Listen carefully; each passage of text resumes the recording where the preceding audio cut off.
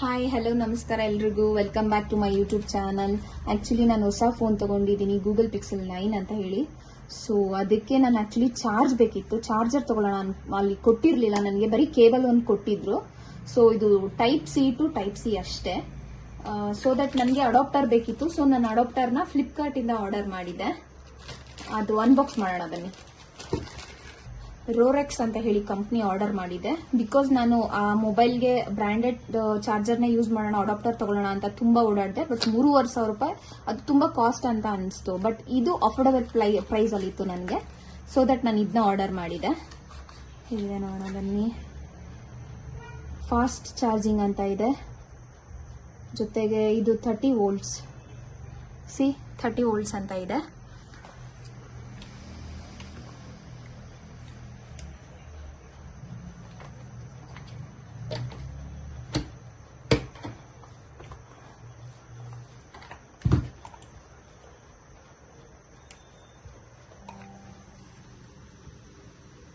ಇದನ್ನ ನಿಮಗ್ ಬೇಕಂತ ಹೇಳಿದ್ರೆ ಬಯೋಲಿ ಲಿಂಕ್ ಹಾಕಿರ್ತೀನಿ, ಹೋಗಿ ನೋಡಿ.